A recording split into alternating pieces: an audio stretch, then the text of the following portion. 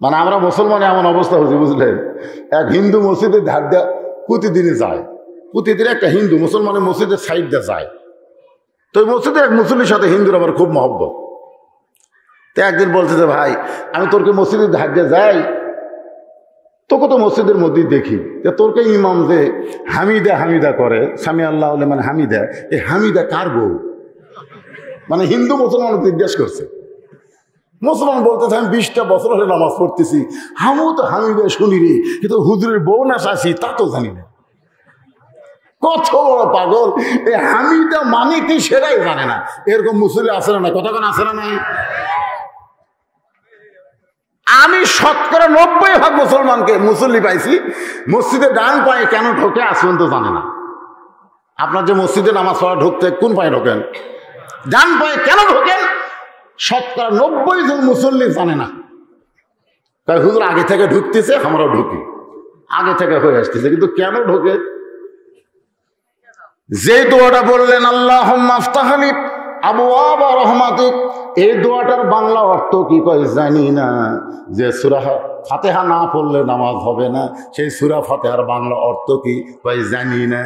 দোয়ায় কুনুত পড়ে বেতের নামাজে, দোয়ায় কুনুতের অর্থ কি কয় জানি না। না জানা কেউ যদি পড়ে, ওটা ময়না পাখির মতন সালাম দেওয়া হবে, আসল সালাম হবে না। ময়না পাখি দেখবেন শহরে আগে যারা জমিদার ছিল, ধনী মানুষ ছিল, গেট খুলতেই ময়না খাঁচার ভিতর থেকে বলতো আসসালামু আলাইকুম, আসসালামু আলাইকুম। মানে ওই গেটের শব্দের সাথে ময়নার সালামের সম্পর্ক।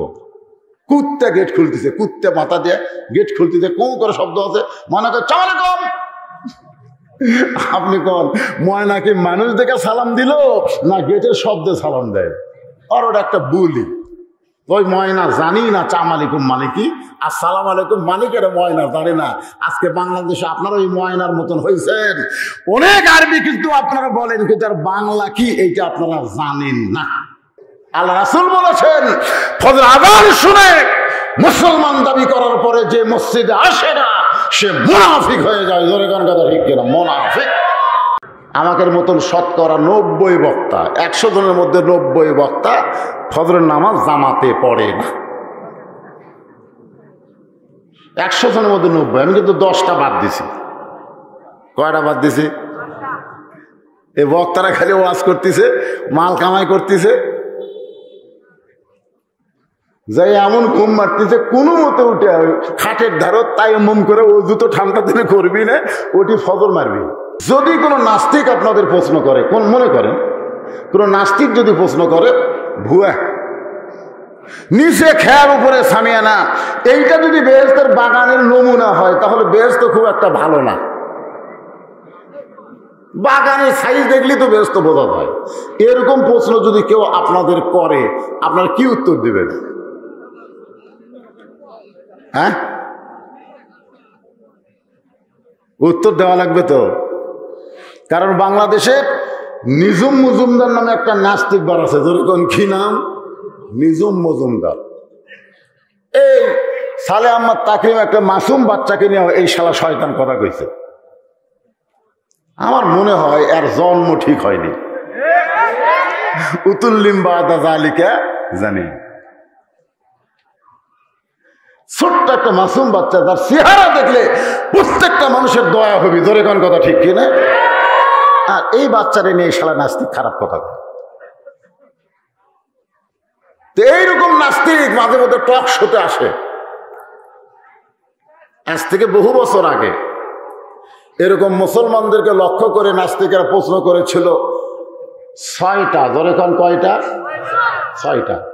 1 নম্বর প্রশ্ন হলো, তোমরা যে আল্লাহকে বিশ্বাস করে 5 ওয়াক্ত নামাজ পড়ো, মুয়াজ্জিন আযান দেয়, আর কঠিন মাঘের শীতে ল্যাপ তোষক লাত্তি মেরে ঠান্ডা পানিতে ওযু করে মসজিদে যাও, ফেরেশতা কয় আল্লাহ ল্যাপ তোষককে ফেলে দিয়া ঠান্ডা পানি ওযু করে মসজিদে যারা যাচ্ছে ফজরের নামাজ পড়তে, এদের রেজাল্ট কি? আল্লাহ বলতেছে বর্তমানে বাংলাদেশে যদি বদর যুদ্ধ থাকতো, তাহলে এরাই বদর যুদ্ধের সৈনিক হয়ে যেত। আপনি কি মনে করছেন ফজরের নামাজ পড়া এটা ইয়ের কি? আমাদের মতন 90 বক্তা, 100 জনের মধ্যে 90 বক্তা ফজরের নামাজ জামাতে পড়ে না। 100 জনের মধ্যে 90। আমি কিন্তু 10টা বাদ দিছি। কয়টা বাদ দিছি? এই বক্তারা খালি ওয়াজ করতেছে, মাল কামাই করতেছে, যাই এমন ঘুম মারতেছে, কোনো মতে উঠে খাটের ধারত তাই মম করে অজু তো ঠান্ডা দিনে করবি না, ওটি ফজর মারবি। আল্লাহ রাসূল বলেছেন ফজর আযান শুনে মুসলমান দাবি করার পরে যে মসজিদে আসে না সে মুনাফিক হয়ে যায়। জোরে গান কথা ঠিক কিনা? মুনাফিক। কি মনে করতেছেন তোমরা যে আল্লাহকে সেজদা দাও, যে আল্লাহর নামে রোজা রাখো, তোমাদের সে আল্লাহ কোথায় আছে আল্লাহ দেখান লাগবে। খালি আল্লাহ আল্লাহ জিকির করো, আল্লাহ আছে কোথায়? নাস্তিকেরা প্রশ্ন করছে মুসলমানদের। 2 নম্বর প্রশ্ন হলো তোমাদের আল্লাহর ঢপ কেমন, তোমাদের আল্লাহর চেহারা কেমন? আমরা যারা কলেমা পড়ে আল্লাহকে বিশ্বাস করেছি, আমরা কি কোনোদিন আল্লাহকে দেখছি নাকি? একজন দেখবার চাইছিল, কোরআন শরীফের মধ্যে আছে, তার নাম হলো মুসা কালিমুল্লাহ। মানে আল্লাহর সঙ্গে কথা বলতে বলতে এমন প্রেম হয়ে গেছে যে আল্লাহ দেখবার চাইছে। রব্বি আরিনি, আল্লাহ আল্লাহ তোমাকে একটু দেখবার চাই। আল্লাহ আল্লাহ বলেছে লান তারানি, সম্ভব না। মুসা নবী আল্লাহ দেখবার চাই পারেনি, আর আমরা দেখবার চাইলে হবে? কিন্তু আল্লাহ নবী বলেছেন, বুখারী শরীফের হাদিস, আনতা আবুদুল্লাহ কাআন্নাকা তারাহু ফাইন লাম তাকুন তারাহু ফাইন্নাহু ইয়ারাকা। যখন তোমরা আল্লাহর ইবাদতের মধ্যে শামিল হবে, ইবাদতের মালিক আল্লাহকে তোমরা দেখতে পাবে।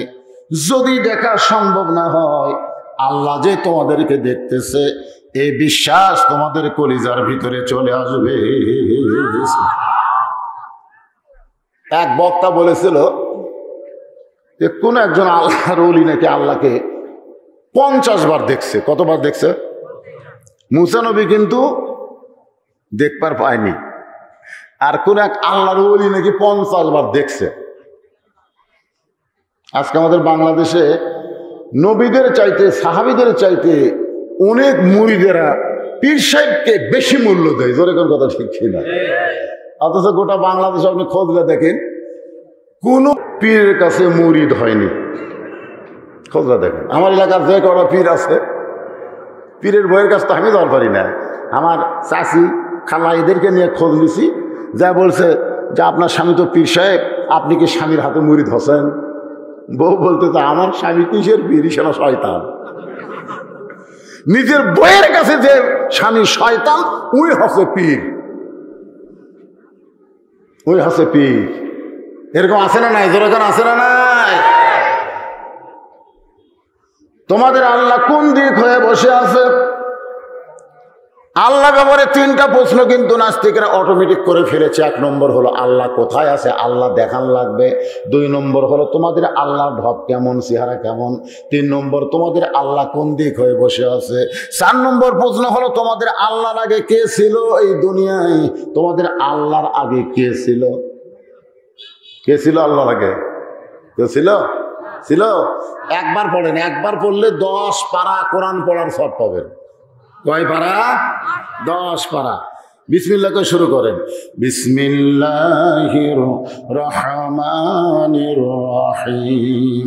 কুল হুয়াল্লাহু আহাদ আল্লাহুস সামাদ লাম ইয়ালিদ ওয়া লাম ইউলাদ ওয়া লাম ইয়াকুল লাহু কুফুয়ান আহাদ। তোমরা বলো তোমাদের নবী হলো বিশ্ব নবী, তোমাদের নবী নাকি আল্লাহর সঙ্গে মেরাজ করেছেন। আসমানের কোন দরজা দিয়ে নবী আল্লাহর কাছে গেল এই দরজা দেখান লাগবে। আজ থেকে 1300 বছর আগে মুসলমানদেরকে লক্ষ্য করে নাস্তিকদের পক্ষ থেকে 6টা প্রশ্ন করা হয়েছে। আল্লাহ ব্যাপারে 5টা, নবী ব্যাপারে 1টা, সর্বমোট কয়টা? 1300 বছর আগে। এখন নাস্তিকেরা যদি প্রশ্ন করে যে নিচে খেয়ার উপরে সামিয়ানা, বক্তারা কয় বেহেশতের বাগান, আর তোমরা কও ঠিক। কিন্তু এইটা যদি বেহেশতের বাগান হয় তো বেহেশত ঘরটা ভালো না রে, কারণ বাগান দেখলেই তো বোঝা যাবে তাহলে আপনারা উত্তর কি দিবেন? সবাই চুপ করে আছেন, মানে উত্তর জানা নাই। এরা রাজ্য বেড়াইছে কেন? যে কোরআন সে সামনে ধরতেছে, কোরআন তোমরা স্পর্শ করো উজু ছাড়া। এই বাচ্চাগুলা জীবনে নাপাক হয় না, সুবহানাল্লাহ না কেন? এমন ভাবে পবিত্র, যেদিন মাদ্রাসায় ভর্তি করে দিয়ে গেছে তখন থেকে পবিত্র।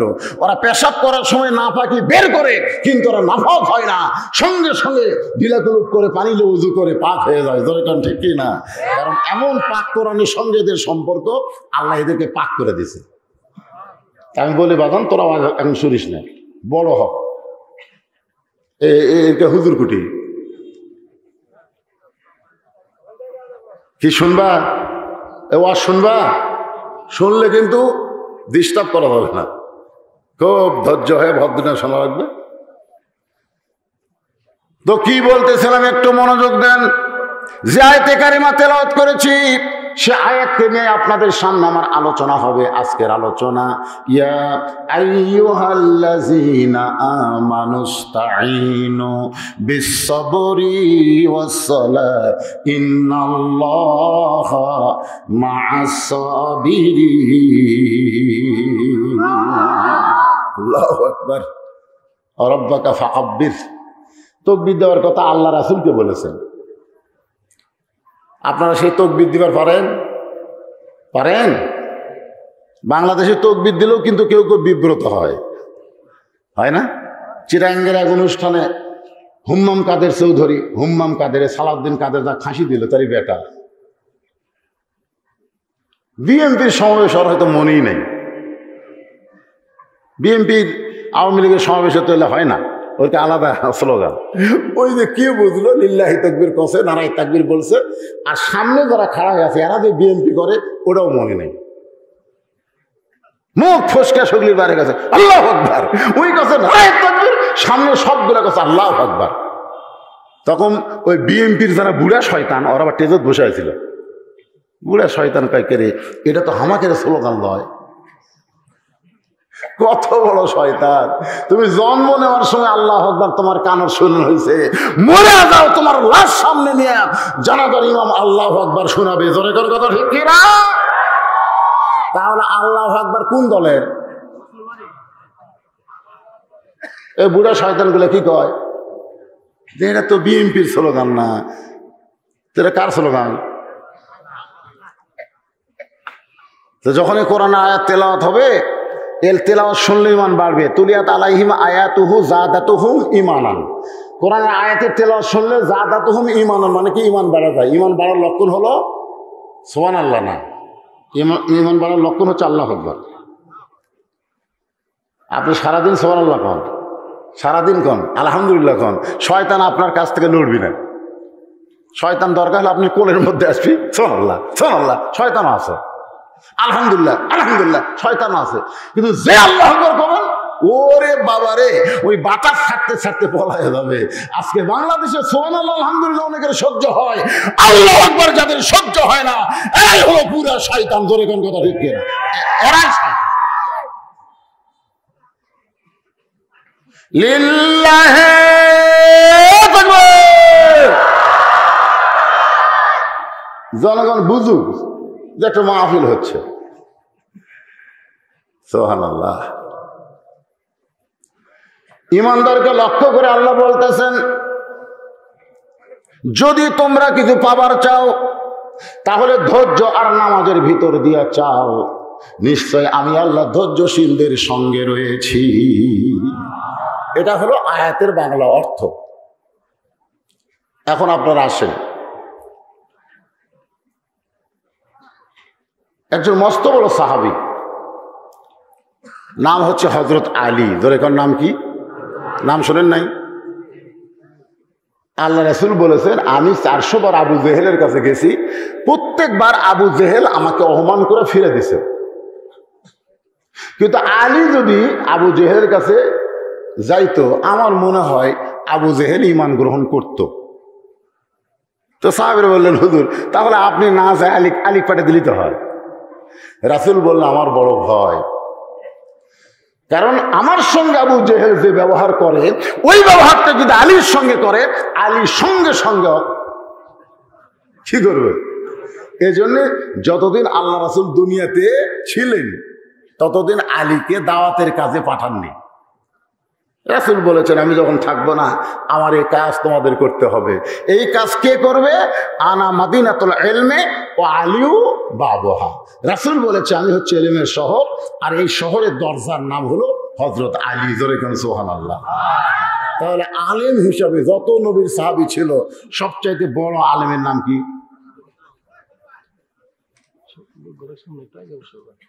কি হচ্ছে? অসুবিধা হচ্ছে না তো? ওই দিকে অতগুলো খাড়া হয়ে গেছে। আচ্ছা, পিছনেও ডাঙায় আছে। বাজান এই একটু সামনে চাপা যায়? হ্যাঁ আছে। হ্যাঁ তে আমার কানে কানে আমার কইল যে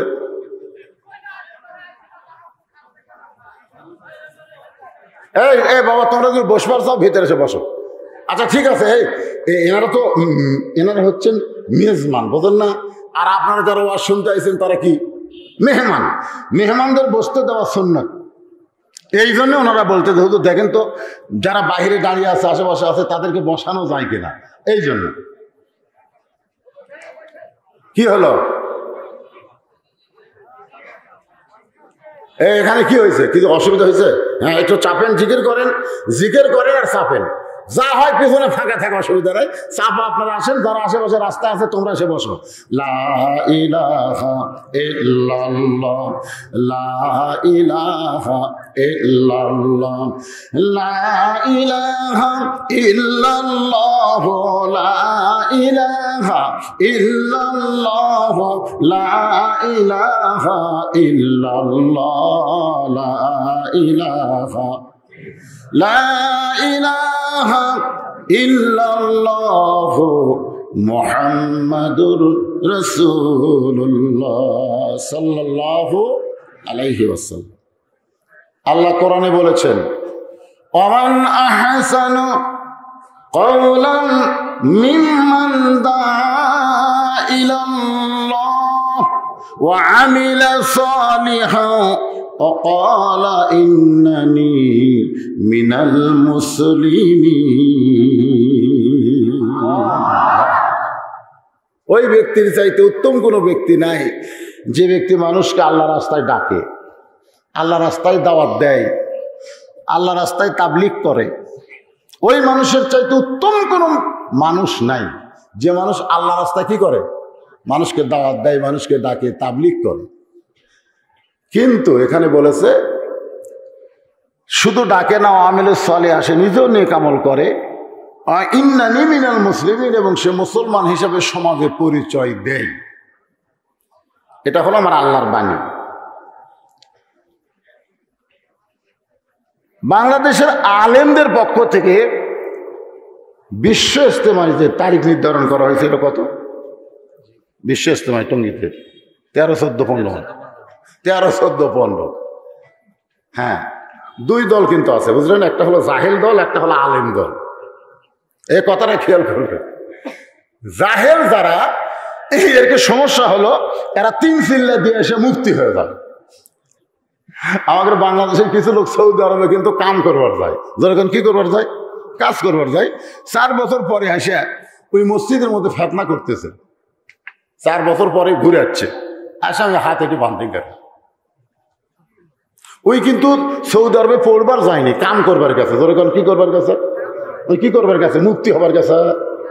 এটা হাত বাঁধে, পা ফাঁক করে থই, এরকম উলে মারে। ওর দাদা মারেনি, ওর বাপও মারেনি, কিন্তু উই মারে। আমি কইলাম কে বারে এরকম হলি কেন? সৌদি আরবে চলেই চলে, আসল জায়গা যেটা চলবে সেটা করবে।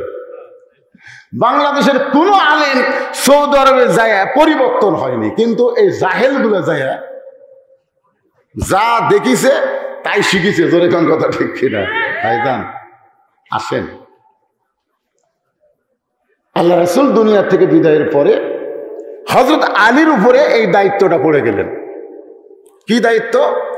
এই নবিয়ানা কাজ, দাওয়াতের কাজ। কারণ দাওয়াতের কাজ করতে গেলে তার এলিম থাকতে হবে। এলিম থাকার দরকার আছে না নাই? দরকার আছে না?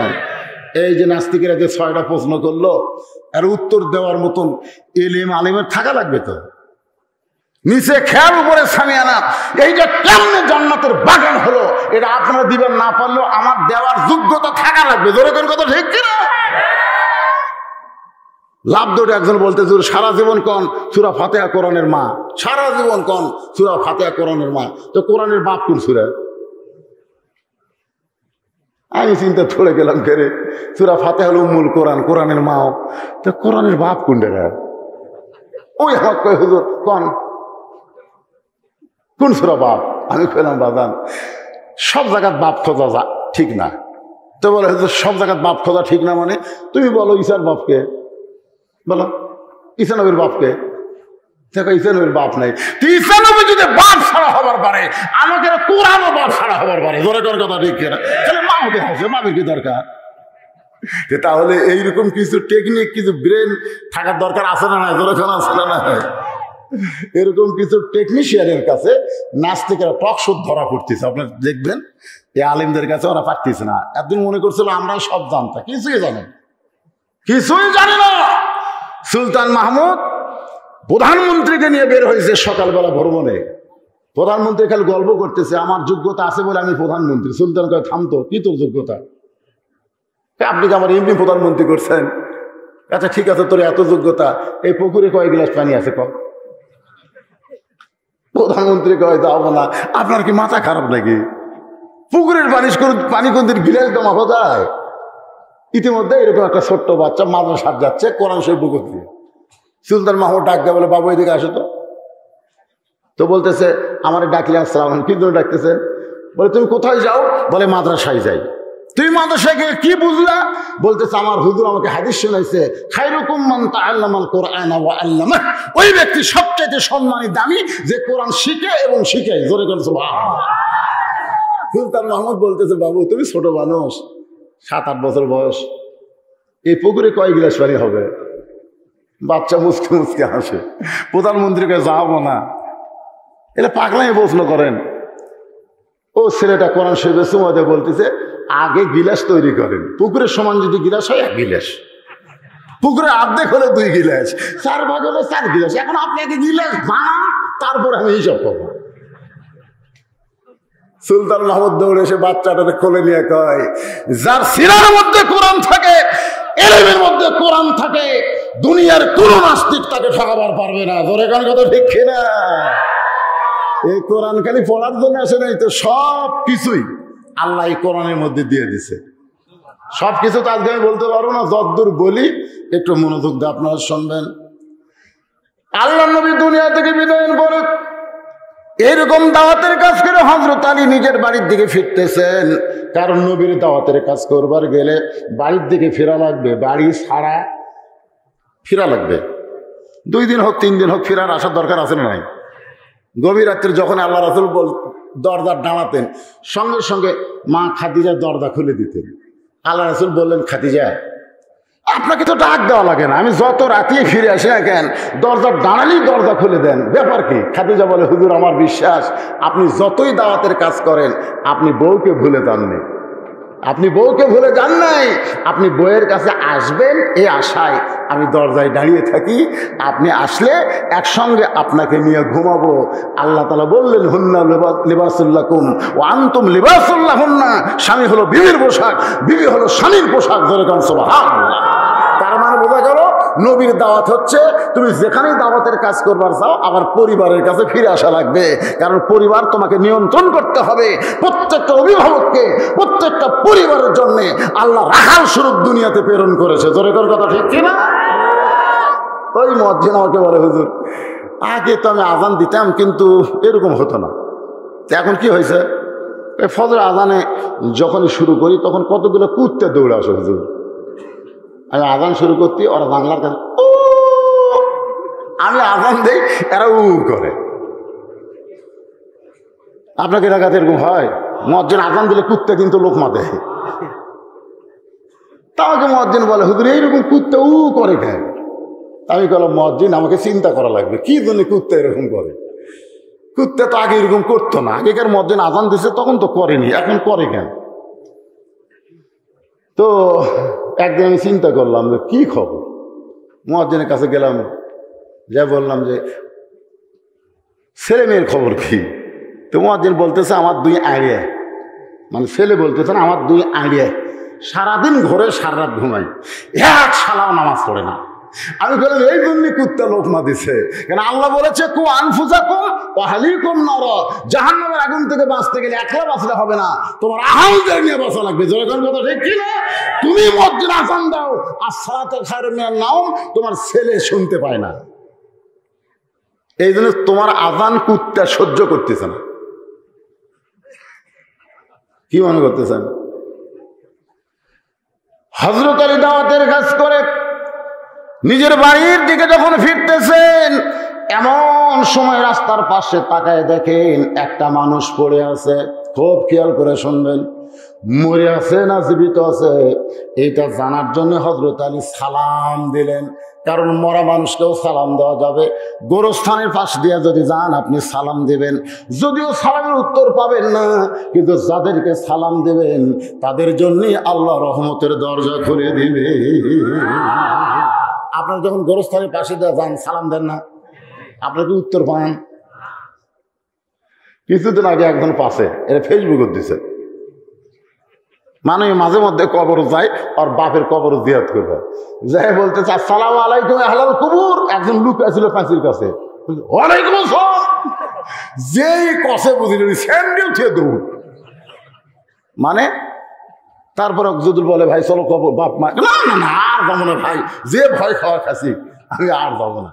মানে শয়তান ওর এমন ভাবে ধোকা দিছে। আজকে সমাজে কোনো ছেলে যদি ভালো হবার চায়, অনেক শয়তান ছেলে তাদেরকে নষ্ট করার পায় তারা করে। জোরে কোন কথা ঠিক কিনা?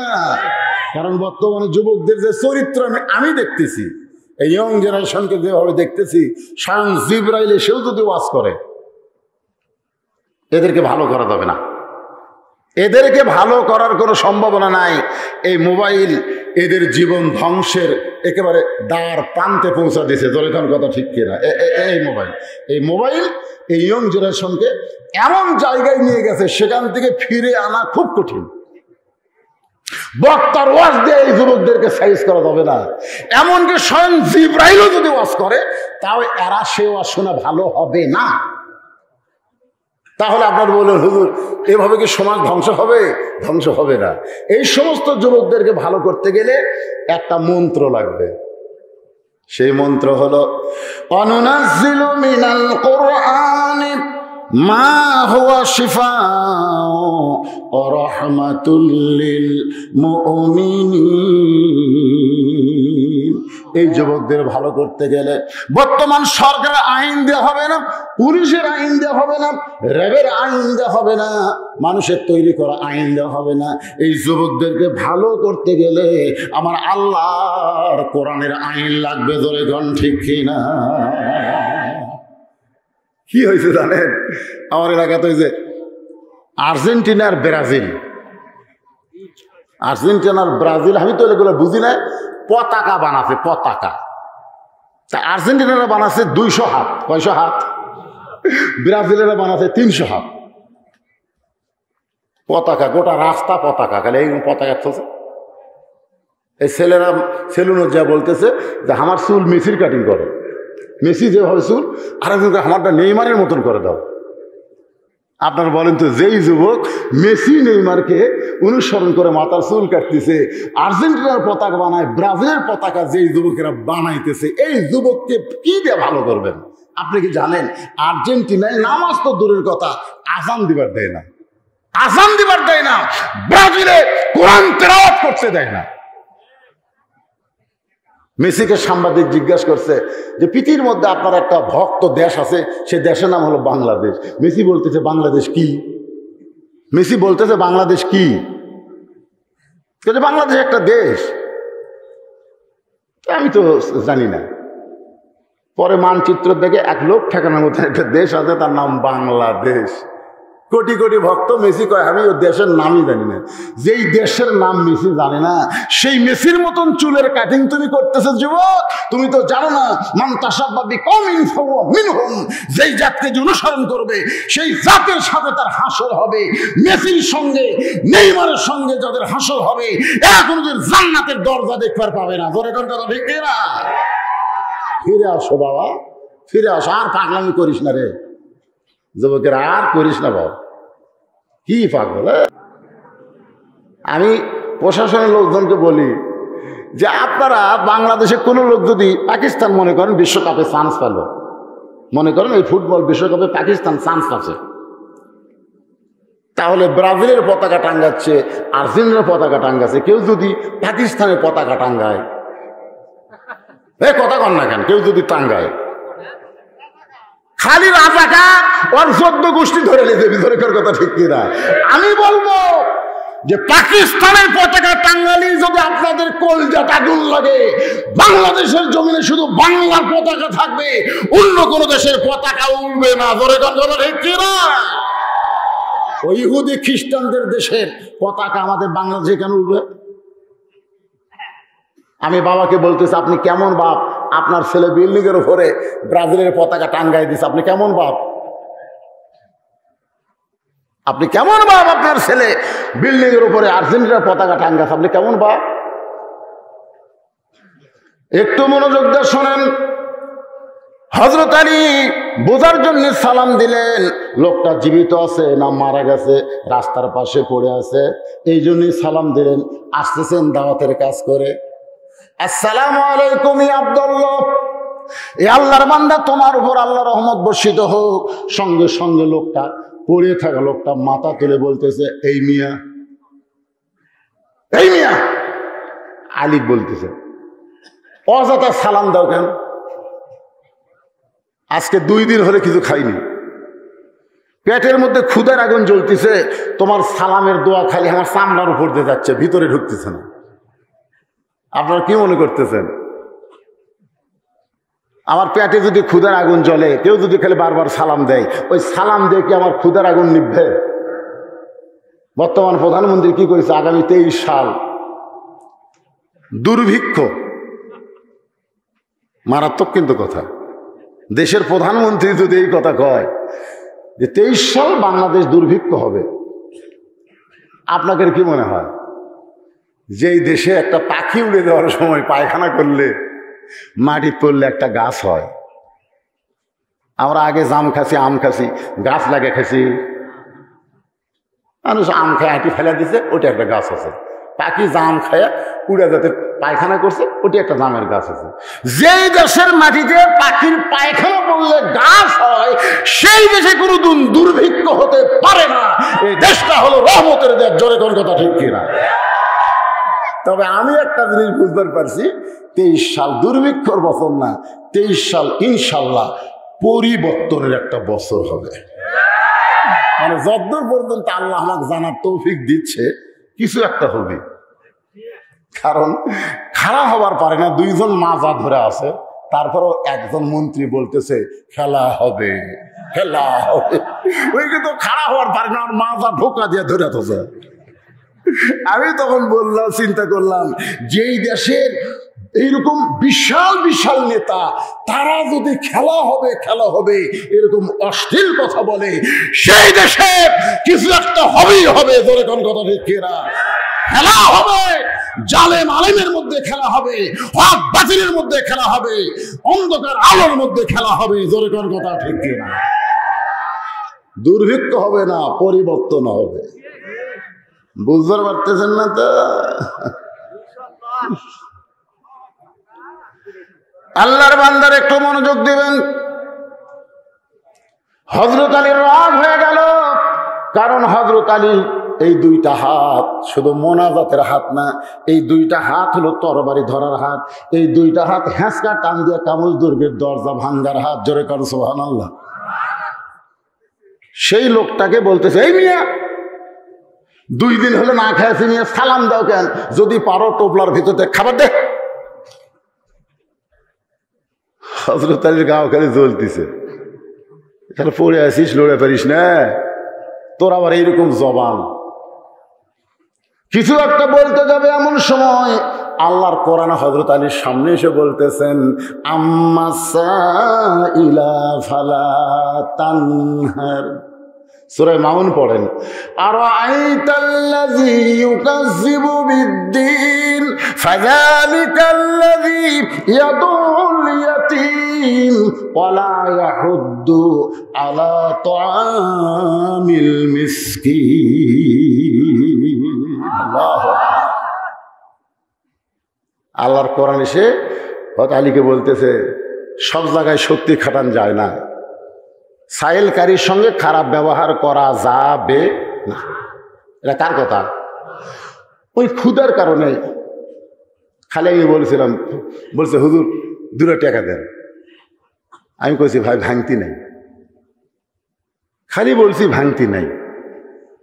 ওই একটু সাইডে যায় বলতেছে, পান খাওয়ার সময় ঠিকই ভাঙতি হয় হুজুর, চা খাওয়ার সময় আপনার টাকা ঠিকই ভাঙতে হয়, খালি ভিক্ষা চালে ভাঙতি নেয়। আমি কইলাম ফকির রে, কিন্তু কোরআনের আয়াত আমাকে রাগ বন্ধ করে দিল যে ফকির খিদে লাগছে, তুই তো কবি তোর ভাঙতি, তুই তো আসলেই ঠিক, চা খাওয়ার সময় ভাঙ্গাস না, পান খাওয়ার সময় ভাঙ্গাস না, তো ফকিরের ভিক্ষে দেওয়ার সময় ভাঙ্গাবার পারিস না, না পারলে গোটাল দে। হযরত আলী বলতে যে ভাইজান, আমি দাওয়াতের কাজ করে নিজের বাড়ির দিকে ফিরতেছি, এই মুহূর্তে আমার সামনে আমার কাছে কোনো খাবার নাই, আমি তোমাকে খাবার দিবার পারলাম না। তুমি যদি কষ্ট করে আমার বাড়ি পর্যন্ত যাবার পারো, তাহলে আমার বাড়ি থেকে তোমার সামনে খাবার দেব ইনশাআল্লাহ। ফকির বলতেছে, তোমার বাড়ি পর্যন্ত যাওয়ার শক্তি আমার নাই, যদি শক্তি থাকতো তাহলে রাস্তার কাছে পড়ে থাকতাম না, বাড়ি পর্যন্ত নিবার গেলে আমাকে কান্দে করে নেওয়া লাগবে। কি করবে বেকায়দা? আল্লাহর কোরআনকে সম্মান দিয়ে হযরত আলী ফকিরকে কান্দে করে নিজের বাড়ির দরজা পর্যন্ত নিয়ে আইছে। ফকির কান্দে চড়েছে, দাওয়াতকারী হযরত আলীর কান্দে। এই দরজায় যখন নামাবে এমন সময় আলীর সামনে ইমান বলতেছে, আলী রে, হাসরের ময়দানে আল্লাহ বলবেন, আমি তোমার দরজায় ভিক্ষা করতে গেছিলাম, তুমি কেন ভিক্ষা দিলা না? হাসরের মানুষ বলবে, আল্লাহ আপনি কি কোনোদিন ভিক্ষুক হতে পারেন? আপনি কেন ভিক্ষা করতে যাবেন? আল্লাহ বলে, বান্দা, তোর দরজায় কোনো ফকির যখন ভিক্ষা করতে গেছিল, আমি আল্লাহ তখন ফকিরের সঙ্গে ছিলাম। আলী চিন্তা করতেছে যে কাঁধ থেকে এই ফকিরকে নামে কোথায় রাখবো? মাটিতে রাখবো? ফকিরকে মানুষ কি দেয়? বসতে দেয়? ফকিরও কোনোদিন আপনার চেয়ার দিচ্ছেন? আমার এলাকার এক মানুষ কয়, হুজুর বাবা মরে গেছে, 2টা গরু জবকের অনুষ্ঠান করলাম হুজুর। এই করলাম, ভাই ফকিরের খবর কি? ফকিরা বলতেছে, আমরা গেছিলাম খাবার, কিন্তু আমাকে বসবার দেয়নি, আমাকে বলছে খেড়ের পালার কাছে যা, ওই সাইডে যা, বাঁচলে পাবো, না বাঁচলে পাবো না। আমি বললাম, 2টা গরু না, 200 গরু যদি জব করো, তোমার বাপের কবর পর্যন্ত একটা নিকেও যাবে না, একটা নিকেও যাবে না। কারণ 5টা দলের জন্য আল্লাহর জান্নাত আশা করে আছে, তার মধ্যে একটা দল হলো মুতিমুল জাইয়ান, যারা ক্ষুধার থেকে অন্ন দান করে, তাদের জন্য আল্লাহর জান্নাত আশা করে আছে। তোমার বাবার সওয়াব পাবে, তুমি যদি সমস্ত ফকিরকে বাছাই করে খাওয়াও তাহলে সওয়াব পাবে। ধনী মানুষকে খিলে তুমি তোমার বাবার কবরে সওয়াব পৌঁছাবা, এটা কখনোই সম্ভব না। ধরে কোন করতে ঠিক কিনা? হযরত আলী খেয়াল করে দেখলেন, তার টোপলার মধ্যে একটা চাদর আছে, যেই চাদরটা পরে তিনি নামাজ পড়েন। ওই চাদরটা এখন বের করে কি করবেন? ফকিরের জন্য বিছাই দিচ্ছেন। আল্লাহ কোরআনে বলেছেন, লান তানালুল বিররা হাত্তা তুনফিকু মিম্মা তুহিব্বুন। তুমি যদি আল্লাহর জন্য কিছু করবার চাও, তোমার মহব্বতের জিনিসটাই আমার আল্লাহরে দিয়ে দাও। ওই চাদরটা মাটিতে বিছাই দিয়ে ফকিরকে হযরত আলী ওই চাদর উপরে বসায়া এখন দরজায় সালাম দিচ্ছেন। আমার মায়েরা যারা পর্দার অন্তরালে একটু মনোযোগ দিয়ে শুনবেন। হযরত আলী দরজায় সালাম দিচ্ছেন, আসসালামু আলাইকুম ইয়া আহলাল বাইত। যেই মাত্র হযরত আলী সালাম দিয়েছে, অন্দর মহলে ফাতেমা ছিল অন্দর মহলে। স্বামী দরজায় সালাম দিছে, আর স্ত্রী আছে কোথায়? অন্দর। খুব খেয়াল করবেন, এটা আপনাকে জানা দরকার। অন্দর। ইমাম গাজ্জালীকে অন্দরমহল সম্পর্কে বলা হয়েছিল যে হুজুর অন্দরমহল কি? ইমাম গাজ্জালী বললেন কবর। যেই বলছে কবর, সব ছাত্র শ্রমিকরা কয় হুজুর অন্দরমহল কবরের সাথে কেন তুলনা? ইমাম গাজ্জালী বললেন একটা মেয়ে মানুষ মারা গেলে ওই মেয়ে মানুষকে যারা কবরের মধ্যে নামাবার পারবে কেবলমাত্র তারাই অন্দরমহলে ঢুকতে পারবে। কি বুঝলেন আপনারা? আমার কথা কি বুঝতে পারলেন? কি বুঝলেন? একটা মেয়ে মানুষ মারা গেলে ওই মেয়ে মানুষের লাশ ধরে যারা কবরে নামাবার পারবে, কারা ধরবার পারবে?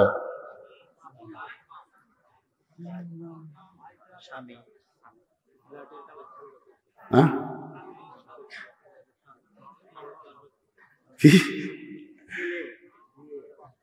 মেয়ে কেউ কবর কি করে নামবে?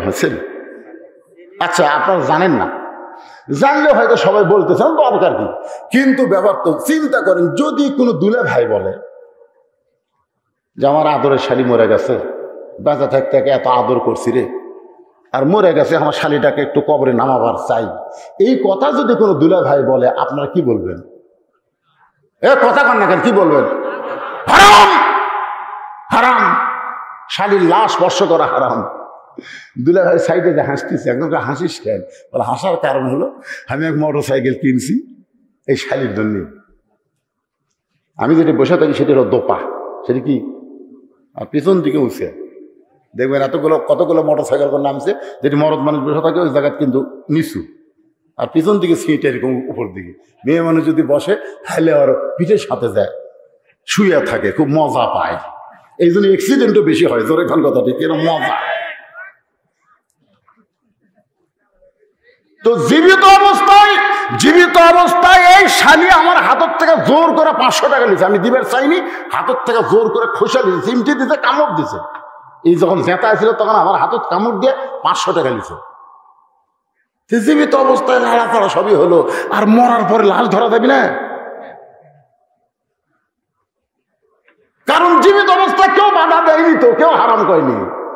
ওই শালিক মোটর সাইকেল নিয়ে ঘুরছে, একটা লোক হারাম করেনি, একটা হুজুরও হারাম করেনি, একটা পাবলিকও হারাম, কিন্তু মরার পরে বলতে হাত দেওয়া হারাম। আমার হাসার কারণ হলো বাংলাদেশে হারাম কখন হয়? বাঁচলে হারাম না মরলে হারাম? আপনাকে কোনটা হারাম মনে হয়? আমার এলাকার এক মেয়ে মানুষ ভোটর ডাল আছে, কার ডাল আছে? ভোটর ডাল আছে। ওর স্বামী আবার আমার খুব ভক্ত।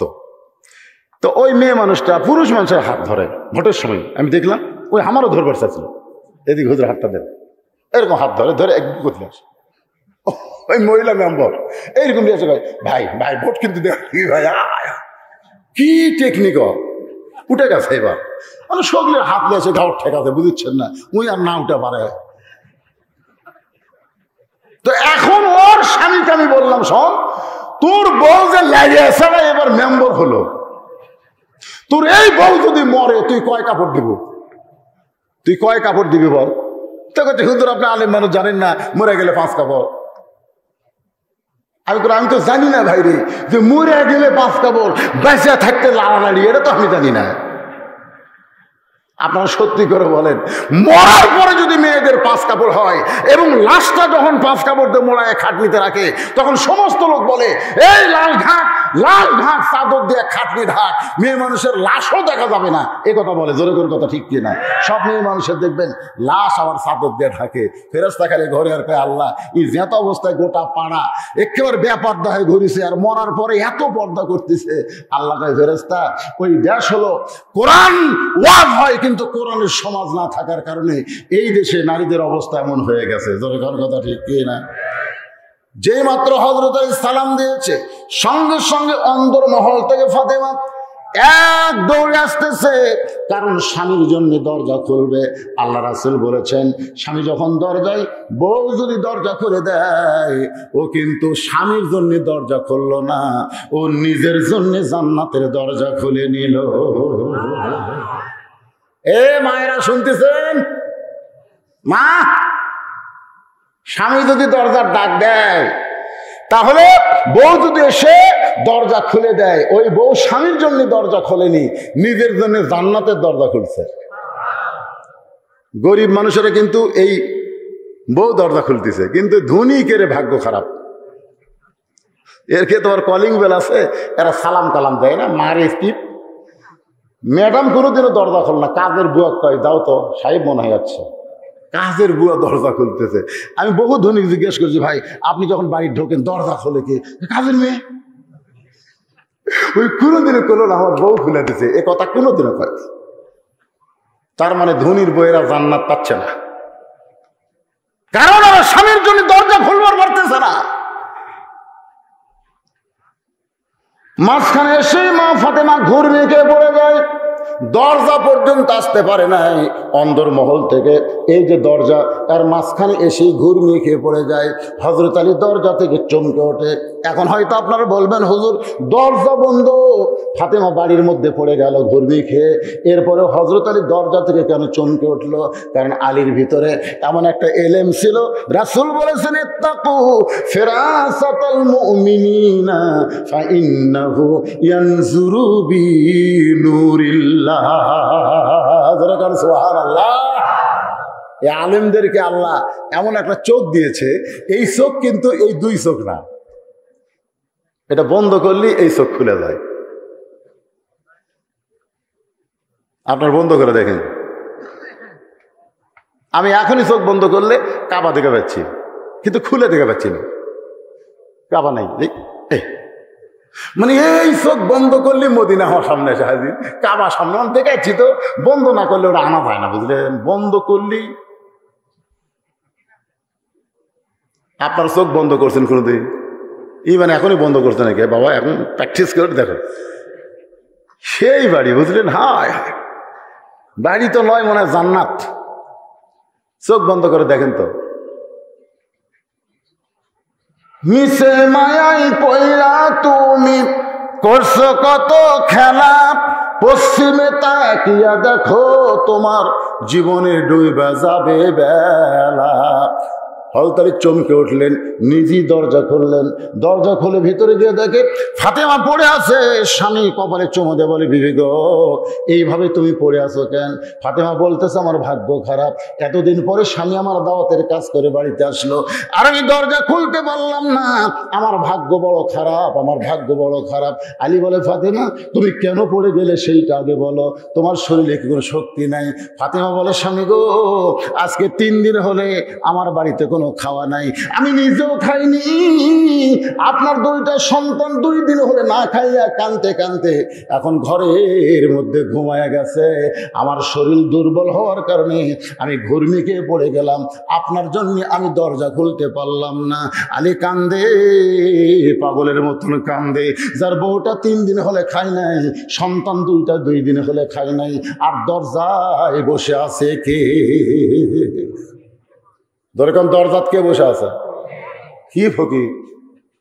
ঠান্ডা ফকির না গরম ফকির? যে সালাম দিলে এই মিয়া, এখন যদি আলী যায় ফকিরকে বলে, বাবা ফকির, ও বাবা তোকে তো আমি কান্দত করে নিয়ে আসলো বাবা, কিন্তু বাড়ির মধ্যে ঢুকে দেখতেছি আমার বউ 3 দিনের না খাওয়া রে, আমার সন্তান 2টা 2 দিন হলে খাইনি, বাবা মাফ কর রে, মাফ কর রে। এই কথা যদি আলী ফকিরকে বলে, ফকির তো সালাম দিলেই যে দিছে, আর এই কথা বললে কি হবে? হযরত চিন্তায় পড়ে গেলেন, কি করব? এমন সময় যে আয়াত দেওয়া শুরু করলাম, ইয়া আইয়ুহাল্লাযীনা আমানুস্তাঈনু বিস-সাবরি ওয়াস-সালাহ ইন্নাল্লাহা মা'আস-সাবিরিন। আল্লাহর কাছে যদি কিছু পাওয়ার চাও তাহলে অধৈর্য হলে চলবে না, ধৈর্য আর নামাজের ভিতর দিয়ে চাওয়া লাগবে। যেখানে ফাতেমা পড়ে আছে তার পাশেই হযরত আলী জায়নামাজ বিছালেন, জায়নামাজ বিছায় 4 রাকাত সালাতুল হাজত, উদ্দেশ্য পূরণের নামাজ। কয় রাকাত? 4 রাকাত। নামাজ শেষ করে আল্লাহকে বলতেছে, আল্লাহ আল্লাহ, এমন একটা ফকির দরজাত বসে আছে আল্লাহ, যেই ফকির সালাম দিলে এই মিয়া কয়, যেই ফকির আমার কান্দে ধরে দরজা পর্যন্ত আইছে, কিন্তু বাড়ির মধ্যে ঢুকে দেখি আমার বউ 3 দিনের না খাওয়া, সন্তান 2টা 2 দিন হলে না খেয়ে ঘুম পাড়তেছে। আল্লাহ আল্লাহ, আমি নামাজ পড়লাম, খালি খালি চাচ্ছি না, নামাজের মাধ্যমে তোমার কাছে চাচ্ছি, আমার ফাতেমার জন্য নয়, হাসান হোসেনের জন্য নয়, ওই দরজার ফকিরের জন্য একটু ভিক্ষা দাও। কারণ আমার বউ 3 দিন হলে না খেয়ে আছে, এখন পর্যন্ত আমার উপরে তার কোনো অভিযোগ নাই। আমার হাসান হোসেন বাপের উপর অভিযোগ করে কোনো অসুবিধা নেই, কিন্তু ফকির এই তো আমাকে ছাড়বি না। তা আল্লাহ দেখো, আল্লাহ দেও, আল্লাহ একেবারে হয় দোয়া করতেছে আর চোখের পানি টস টস করে করতেছে। আমাকে মোনাজাত তো দড়ি পাকা না মোনাজাত, এরকম কে কি করতেছে, কেউ হাতি কে করছে। 2-1 সময় ভিডিও, তো আবার ভিডিও আর আমি আবার দেখি, তো দেখি না এগুলো ইউটিউবে যখন তাই দেখি। আপনার মত করতে কি মোনাজাতের সঙ্গে সঙ্গে চোখের পানি, 2 হাতের তালু ভিজে যাচ্ছে। অনেক সময় হযরত আলী কাঁদতেছে, এরপরেও আল্লাহর তরফ থেকে কোনো ভিক্ষা আসে নাই।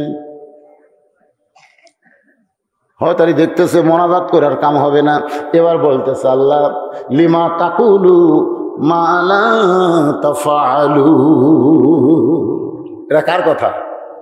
আল্লাহর কথা। আল্লাহ বলেছে তুমি যেইটা করো না সেইটা কেন বলো, তুমি যেইটা বলো সেইটা কেন করো না। আল্লাহ তুমি বলেছো ফকিরকে ফিরানো যাবে না, তোমার কথা মতো রাস্তার ফকির কান্দত করে দরজার বসাছি। এখন তোমার কাছে আমি ফকির হয়ে ভিক্ষা চাই, তুমি যদি আমাকে ফিরে দাও তাহলে বোঝা গেল তোমার ওয়াজ ভালো কিন্তু আমল ভালো না। কাক বলতেছে? কথাটার মধ্যে কিন্তু পেঁয়াজ বোঝা লাগবে। দেখেন, তুমি বলেছো ফকিরকে ফিরাইস না, তোমার কথা মানবার যায় ফকিরকে কান্দত করে বাড়ির দরজাত বসালাম। এখন তোমার কথা আমি ফকির হয়ে ভিক্ষা চাচ্ছি, আমি কি আমার জন্য চাচ্ছি, আমার সন্তানের জন্য চাচ্ছি না, আমার বিবির জন্য চাচ্ছি না, দরজার ফকিরের জন্য ভিক্ষা চাই, তারপরে তুমি দেও না। তোমার কথা আছে ভালো, কাজ ভালো না, এমন কথা আল্লাহ কইছে রাগ করে। সঙ্গে সঙ্গে আল্লাহ জান্নাত থেকে 1 টোপলা খাবার হযরত আলীর 2 হাতের মধ্যে দিয়া দেয়। দুনিয়াতে কোনো ধনী মানুষ যদি ভালো কিছু পাক করে, আপনারা বলেন তো আশেপাশে সুগন্ধ যায় কি যায় না? ধনীর বাড়ির পাশেই হলো গরিবের বাড়ি। প্রতিদিন ধনী ইলিশ মাছ খায়, গরুর গোস্ত খায়, দেশি মুরগি খায়, আর গরিব চাউলের যে দাম, ঠিক মতো চাউল কিনবার পারতেছে না। একই জায়গায় বাড়ি, এটা গরিবের বাড়ি, এইটা ধনীর বাড়ি। ধনী প্রতিদিন খায়, ধনীর ছেলে কমলা খায়, সোঁচা ফেলা দিলে গরিবের ছেলে দৌড়ে গিয়ে ওই সোঁচা তুলে মুকুট দেয়, মুকুট দেয়, সোঁচা তুলে মুকুট দেয়। ওই সোঁচা নিয়ে বাবার কাছে কান্দের, বলে বাবা এইটা খাবো। চাল কেনার পয়সা নাই, ছেলে যখন কমলা খাবার চায় বাবা ঠাস করে কান ছড়ায়, চল মারে। আল্লাহ ডাক দেয়, বলে ধনী রে তুই জান্নাতে যাবার পারবি না, জান্নাতে যাবার পারবি না। জান্নাতে যদি যাবার চাও তাহলে তোমার পাশের গরিবের বাড়িকে আগে দিয়া তারপরে তুমি খাও। কথা কর না কেন, কথা কর না কেন? একলা একলা খাবার চাও, দরজা বন্ধ করে খাও। এখন সব অ্যাডভার্টাইজ আনছে, একলা একলা খাবার চাও, দরজা বন্ধ করে। দরজা বন্ধ করে মুসলমান খায় না। মুসলমানের জাতির পিতা ইব্রাহিম আলাইহিস সালাম সবসময় দস্তরখানা পিছিয়ে খাইছে। জোরে কার কথা ঠিক কি না? একা একা খাইনি রে, একা একা খাইনি, সবসময় রাস্তার ডানে থাকতো, রাস্তার ডানে থাকতো। আল্লাহর কি কামে একদিন বিকেল হয়ে গেছে, বুঝলেন? কোনো মানুষ আমাকে জাতির পিতা ইব্রাহিম পাচ্ছে না, একটা বুড়া মানুষ আইছে, নিয়ে গেছে, নিয়ে তো দস্তরখানা বসে আবার বিসমিল্লাহ ছাড়া শুরু করছে। হয়তো ইব্রাহিম বলতেছে বিসমিল্লাহ বলেন, বিসমিল্লাহ, বিসমিল্লাহ। তার না না, আমি তো বিসমিল্লাহ দল লই, আমি অগ্নি পূজা করি, আমি বিসমিল্লাহ কব গেল। যেই কথা আমি বিসমিল্লাহ দল লই, অগ্নি পূজা করি, খালি কাটে গেছে। ইব্রাহিম আলাইহিস সালাম দেখতে থেকে, শালা তুই তো মুসলমানই না, খালি খেডা লিছে। ফকির তো চলে গেছে। আল্লাহ ডাক দেয়, বলে ইব্রাহিম যাক, আমি 80 বছর হলে পাল্টেছি, আর এক সন্ধ্যা খিলাবে পারল না। আমি আল্লাহ 80 বছর ধরে রেজেক দেই, আর এক সুন্দর দাওয়াত দিয়ে খালি কেন নিলে? নবিয়ানা ডিগ্রি যদি রাখবার চাও তাড়াতাড়ি দৌড় দাও। ইব্রাহিম ও ভাই রে, ফকির কয় কি হচ্ছে হুজুর? বুকত লেখা সব ভাই সব। কি জন্যে? খালি কায়দা নিয়ে ডাকেন কেন? বলে আমার আল্লাহ ডাক দেয়, বলে ইব্রাহিম যাকে 80 বছর খাওয়ায় এক সন্ধ্যা দাওয়াত দেয়া খাওয়ার পারলি না, সে আল্লাহ তোকে ডাক দিবার কইছে। অগ্নিপূজক কান্দার বলে আজ থেকে একদিন ছাড়া দিলাম, তোমার আল্লাহ কি আমার আল্লাহ মেনে নিলাম।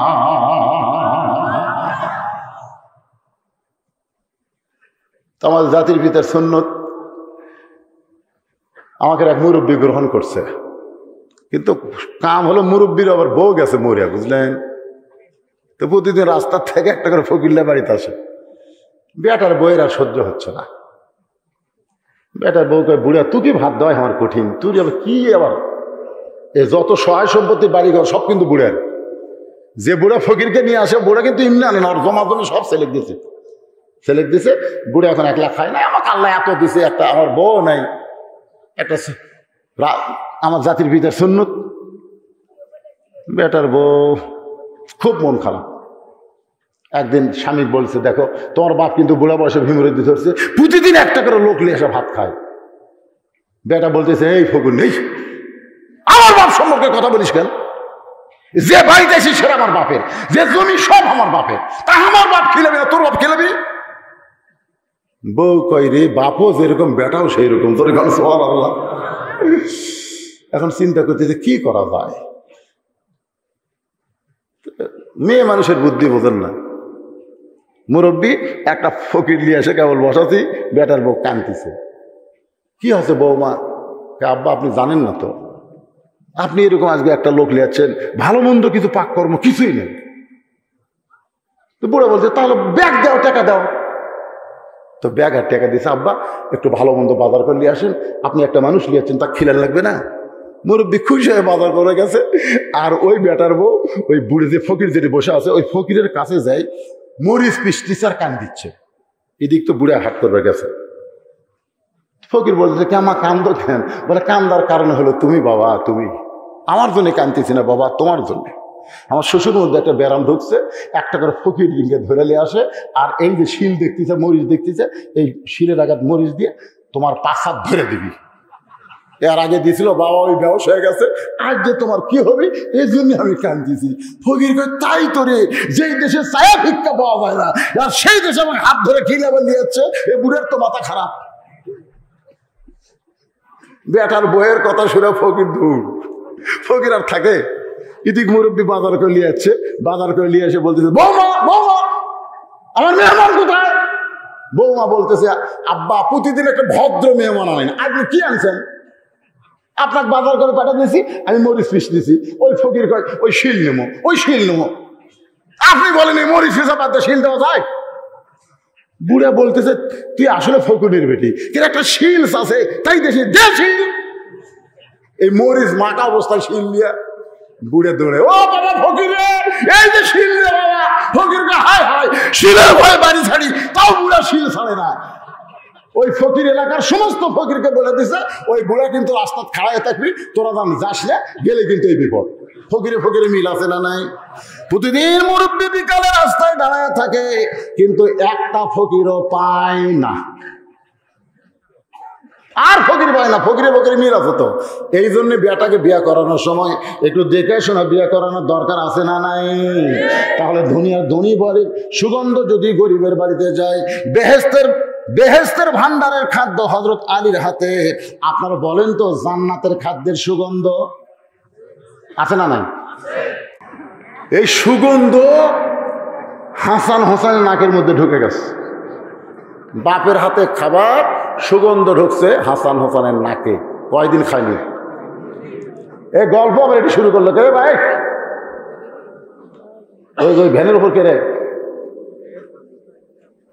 এরা ওটি কি করে না? থাক থাক, অসুবিধা নেই, থাক। ওরকম সরে দিলেই বিপদ, বুঝলেন? আর সরে গেলে কিছু একটা করবি, এটি থাক, কিন্তু গল্প করিস না।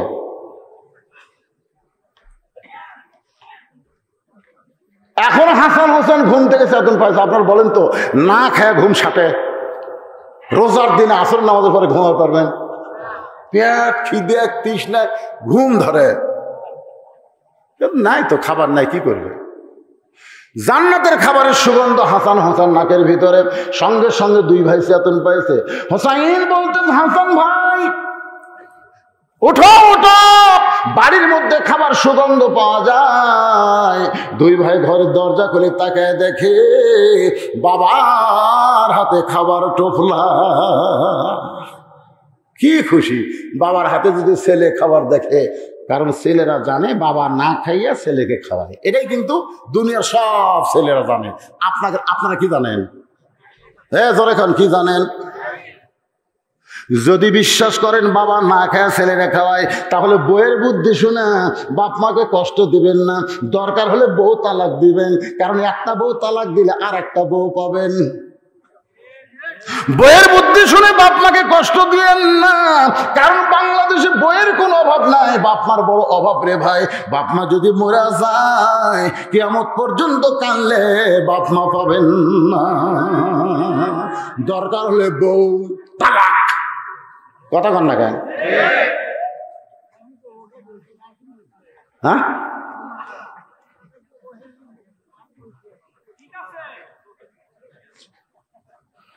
মুরব্বী, দরকার হলে কি তালাক? কিন্তু বাপ মাকে সারা যাবে না। বাবার মতো না আপন বন্ধু নাই রে দুনিয়ায়। এটা সাদা কালা গান না, এটা বাদাম বাদাম গান না। এই গান গাইলে সব আছে। সবাই বলেন, বাবার মতন আপন বন্ধু নাই রে দুনিয়ায়। নিজে না খাইয়া বাবা, নিজে না খাইয়া বাবা সন্তানকে খাওয়ায়। বাবার মতন আপন বন্ধু নাই রে দুনিয়ায়। এখন হাসান হোসেন জানে বাবার হাতে খাবার মানি, খাবার পাওয়া যাবে। হোসেন দৌড়ে গিয়ে বলে, মা মা, তোমার কাছে খাবার চাইলে তুমি খালি কান্দো। দেখো বাবার হাতে খাবার। দৌড়ে গিয়া বাবার দুইটা পা জাপটে ধরে বলে, বাবা এতদিন কোথায় ছিলেন বাবা, তাড়াতাড়ি খাবার দেন, খাবার দেন গো বাবা। আমি আর আমার হাসান ভাই না খায় ক্ষুদাই। ও আমার মা, দেখো বাবা না খায় কত কষ্ট পায়। আলী হোসেনের দিকে তাকায়, হাসানের দিকে তাকায়। দুইটা সন্তানের শুকনো মুখ দেখে তার কলিজা ভাঙ্গে যায়। কিন্তু আল্লাহর কোরআন বলতেছে, ইন্নামা আমওয়ালুকুম ওয়া আওলাদুকুম ফিতনা। আলী রে, সন্তানের মুখের দিকে তাকায়া ওই হাতে বেহেশতি খাবার দরজার ফকিরকে ভুলে যাস না। সন্তান আর সম্পদ হলো বিপদের কারণ। তোর জন্য কিন্তু দেইনি, হাতেমার জন্য কিন্তু খাবার দেই নাই। তোর হাসান হোসেনের জন্য কিন্তু তুই খাবার চাস নাই, তুই দরজার ফকিরের জন্য খাবার চাইছিস। আলী, যতই সন্তান কান্দুক, বিবি বাচ্চার দিকে না তাকায় দরজার দিকে চলে যা। আপনারা বলেন তো, হযরত আলীর কাছে আল্লাহর কোরআন বড় না সন্তান বড়? পাও যেই বাড়াবার আছে, হোসাইন যেরকম ধরা দরকার, খিদে লাগিছে, হাতত খাবার দিচ্ছে না, মেজাজ খারাপ হবে না? দুই কাঁকড়ার মতো চাপিয়ে ধরেছে। হযরত আলী দেখতেছে না, এটা ছাড়াই লাগবে, ছাড়া লাগলে একটু এক হাতে এরকম খাবার ধরছে, এক হাতে হেঁচকা টান মারছে। হেঁচকা টান মারা যেই মাত্র ছাইড়া দিছে, হোসাইন একটু গড়ে পড়েছে। আর হাসান সামনে থেকে দৌড়ে এসে হোসাইনের মাথাটা উড়াতে নিয়ে কপালে চুমো দিয়ে বলে, ভাই রে, তুই না কইলি মা ভালো না বাবা ভালো? বাবার হাতে খাবার থাকে, তারপরেও বাবা খাবার দেয় না রে। আর মার কাছে খাবার না থাকলে মা কান্দে। দেখ, আমাদের বাবার চাইতে মা অনেক ভালো। এই কথা যখন হাসান বলতেছে হোসেনকে, এমন সময় হোসেন হাসানের কোলের মধ্যে মাথা দিয়া এভাবে শাহাদত আঙ্গুলি তুলে বলতেছে, ও বাবা, তুমি আমাকে মারছো বাবা, তুমি আমাকে ফেলে দিয়েছো বাবা, তুমি কি আমারে চিনো? সুবহানাল্লাহ বলেন। এইভাবে হযরত আলীকে শাহাদত আঙ্গুলি তুলে বলতেছে, ও বাবা, তুমি আমাকে মারছো বাবা, তুমি আমাকে ফেলে দিয়েছো বাবা, তুমি কি আমারে চিনো? যেই মাত্র বলেছে তুমি কি আমারে চিনো, জন্য সঙ্গে সঙ্গে হযরত আলীর গোটা দেহ থরথর করে কাঁপতেছে। কারণ একদিন আল্লাহর নবী সাহাবীদের নিয়ে আলোচনা করতেছেন, শত শত সাহাবী নবীর সামনে আলোচনা শুনতেছে। সুবহানাল্লাহ। নবী যখন ওয়াজ করে এই ওয়াজ, মাথার উপর পাখি পায়খানা করছে, মাথার উপর পাখি বসে আছে, নবী এক সময় ওয়াজ করতে করতে তোমার মাথার পাখি বলছে, হুজুর আপনার ওয়াজের দিকে তাকায় আছি, অন্য কোনো দিকে খেয়াল নাই। সুবহানাল্লাহ। সাহাবীরা পাগলের মতন ওয়াজ শুনতেছে, আর পিছন দিক থেকে হোসেন এসে বলতেছে, ও না না, সারাদিন খালি সাহাবী নিয়ে থাকে রে, তোমার সাহাবীগুলো ছুরি দাও, এখন তোমার সাথে আমি খেলু করবো। মানে প্রতিদিন নবী আবার একটা সময় হাসান হোসেনকে দিছে খেলার জন্য। সুবহানাল্লাহ বলেন না কেন? খালি সাহাবীর সামনে ওয়াজ করে, সাহাবীর সাথে থাকে সবসময়। আবু বকর রাদিয়াল্লাহু হুযায়ফাতুল ইয়ামিনকে বলতেছে, যা তাড়াতাড়ি যা, ওকে আটকা। ও যদি নবীর কাছে আসে তাহলে কিন্তু আমাকে ওয়াজ শোনা শেষ। হুযায়ফাতুল ইয়ামিন এক দৌড়ে গিয়ে হোসেনকে বুকের মধ্যে দিয়ে বলতেছে, বাবু এখন তুমি তোমার নানার কাছে যাইও না, কারণ তোমার নানা এত সুন্দর কথা বলতেছে, সাহাবীরা কলিজার খাতায় সেগুলা লিখতেছে। জোরে কর সুবহানাল্লাহ। ছোট্ট হোসেন হুযায়ফাতুল ইয়ামিনের কোল থেকে বলতেছে, নানা সাহাবীরা আমার নানাকে চিনো বলে নানার কথা তোমাদের ভালো লাগে, কিন্তু আমাকে চিনো না বলে নানার কাছে আমাকে যাবার দেও না। আজকে শুনে নাও, ওই নানার চাইতে আমি হোসেন কোনো অংশে ছোট না। যেই কইছে নানার চাইতে কোন অংশে ছোট না, হক আলী কিন্তু বসে আছে। কে বসে আছে? দৌড়ে এসে হুযায়ফার কোল থেকে নিয়ে মুখের উপর একটা ঠাসি মারছে। এই ছোট মুখে যা আসে তাই কোষ, এত জোরে ঠাসি মারছে, নিচের দাঁত দিয়ে উপরে লপকাইটা রক্ত বের হয়ে গেছে। কিছুক্ষণ পরে মুখ থেকে যখন হয় তাহলে হাতটা টান দেয়, এমন সময় হোসেন ওই রক্ত মাখা মুখে বলতেছে, ও নানার সাহাবী, আগে একজন সাহাবীর কোলে থেকে বলেছি ওই নানার চাইতে আমি কোনো অংশে ছোট না, কিন্তু এখন আমার বাবার কোল থেকে রক্ত মাখা মুখ নিয়ে বলতেছি ওই নানার চাইতে আমি হোসেন অনেক বড়। যে কইছে অনেক বড়, ওমর ফারুক অগ্নিমূর্তি ধারণ করে বলে, আলী রে, তোমার হোসেনকে তুমি সামলাও, তোমার হোসেনকে তুমি সামলাও। আমার সন্তান আব্দুল্লাহ যদি এমন কথা বলতো, আমি দুই ঠ্যাং ধরে এক টান মারতাম, ওরে সিরা দুই টুকরা করতাম। আলী যখন হোসেনকে নিজের বুকের মধ্যে রক্তমাখা মুখ ধরে নিয়ে যাবার চায়, এমন সময় নবী ইতিমের মতো দাঁড়াইছে। শিশুকালে মইরা গেছে মা, গর্ভে থাকতে মরছে পিতা, নবী চোখে দেখলেন না। নবী আমার এতিমের মতন দাঁড়ায় বলতেছে, আলী রে, আলী, আমার হোসেনকে আমার কাছ থেকে আলাদা করিস না। তার মানে কি? আমার হোসেনকে আমার কাছ থেকে আলাদা করিস না। সঙ্গে সঙ্গে হয়তো আলী হোসেনকে ছেড়ে দিছে, এক দৌড়েছে নবীর বুকের উপরে ঝাঁপ দেয়, না না, আমি আমার জীবনের চাইতে তোমাকে বেশি ভালোবাসি। না না, আমার জীবনের চাইতেও তোমাকে বেশি ভালোবাসি। সঙ্গে সঙ্গে নবী আমার হোসেনের রক্তমাখা মুখে, আমি চিন্তা করলাম যে এই বেলকুচির মধ্যে, বেলকুচি, এনায়েতপুর, বেলকুচি, চৌহালি, এই 3 থানার মধ্যে খালি টেকা চাওয়া লেওয়া যায় না।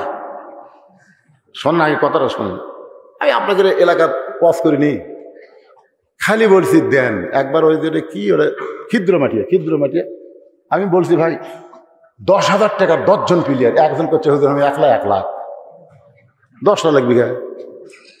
আমি এটা কোন জায়গারে? পরে গোটাল টেবিল গেলে 500 টাকা 100 টাকা ঠিক। আমি কেন এটা কোন দেশ রে? বেলকুচি হুজুর, তো এটাও বেলকুচি। এই রাজারা কি ফকির হসে? এই রাজারা কি ফকির হসে? এই রাজাপুর ফকিরের মতন টাকা দান করলো, 10,000 টাকা কেউ দেয়নি। আমি চিন্তা করলাম এরা কি করবি, এরা মাদ্রাসা চলাবি কেমনে? এ মাদ্রাসা ভাঙ্গা তো বক্তা বিদায় করা লাগবে। জোরে কোন কথা ঠিক কিনা? মাসের ইটা খুলে খুলে বেঁচে বক্তা বিদায় কর, বক্তারও তো টেকা ছাড়বি না।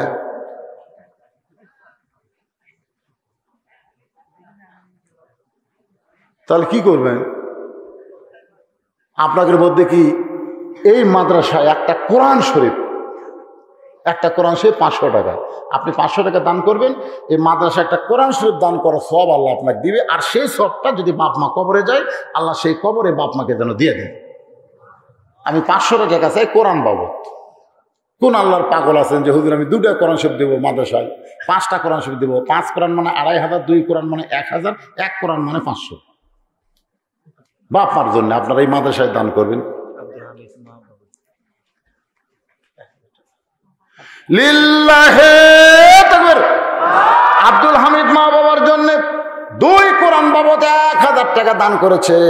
আব্দুল হামিদের দানকে আল্লাহ আপনি কবুল করেন। ওটা বসা করবেন না, মাত্র 5 মিনিট, তারপর আবার আসতেছে আলোচনা। এই বিষয় কি এখানে নাই? এর নাম কি?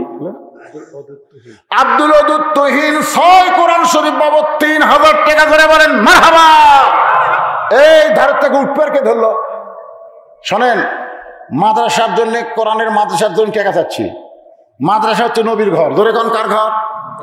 টাকা দিচ্ছেন না, ঠিক আছে বসে থাকেন। উঠে যাচ্ছেন মানে মাহফিল ভাঙিচ্ছেন, আল্লাহ কিন্তু আপনার পাও ভাঙবি। সকালে উঠতে পারতেন আর উঠে পারতেন, খাটাতে না পারতেন। কি হচ্ছে রে, কি হচ্ছে? হুজুর আমার 2 পানি গেছে, প্যারালাইসিস। যে কয়টা কোরআনের মাহফিল নষ্ট করে উঠতেছেন, প্যারালাইসিস হয়ে বাদান। বিশ্বাস করতেছেন না? মাদ্রাসার জন্য চাচ্ছি 5 মিনিট সময় দেন, উঠেন না, বাকিও শোনেন। কেন দরজা ফকির আছে, আলী বলতেছে তুমি তো আসল ফকির না, তুমি কে? আল্লাহর কোরআন থেকে শুনবেন না কথাটা? তো 5টা মিনিট একটু আদায় হচ্ছে না, আদায় হচ্ছে না। আমি চাচ্ছি, পাচ্ছি কি পাচ্ছি না সেরকম না, পাওয়া যাচ্ছে তো। যদি করে হুজুর চাইলো, একটা লোক দিল। নাম কি? আবু বকর। আবু বকর সিদ্দিক কোরআন শরীফ বাবদ 500 টাকা দান করেছে। আল্লাহ দানকে কবুল করেন। আরেকজন আল্লাহর একজন বান্দা 500 টাকা আল্লাহর কোরআন শরীফ বাবদ মাদ্রাসায় দান করেছে। আল্লাহ দানকে কবুল করেন। আমার মায়েরা বোনেরা যাদের বাপ মা কবরে গেছে, মা ও মা, এত জিনিস আপনারা কিনেন মা, আজকে নবীর মাদ্রাসায় আল্লাহর হস্তে দান করবেন। আপনাদের বাপ মা মারা যায়নি? বাপ মা মারা যায়নি? বাপের জন্য একটা কোরআন শরীফ দেন না কেন? এ কে যেন তা হাত তুলছিল, দিবেন? ওই যে টাকা ধরে আছে, এখন টাকা তো উনি উঠে পারবি না, আমি উঠে পারবো না, মাঝখান থেকে কিভাবে আসবি রে?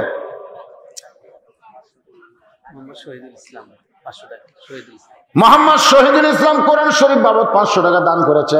আল্লাহ দানকে কবুল করেন। আল্লাহুম্মা আমিন। বিশেষ অতিথি নাম কি? কম লিল্লাহে তাকবীর। আশরাফুল আলম বিশেষ অতিথি 5000 টাকা ধরে কান মারহাবা।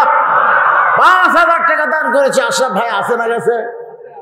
কুটি এর আশরাফ ভাই, এই 5000 টাকাতে কুটি লুকা থাকে রে। আল্লাহ দানকে, বাপ মা মারা গেছে, বড় ভাই মারা গেছে, আর বাপ মা জীবিত আছে? বাপ মা মারা গেছে, বড় ভাই মারা গেছে।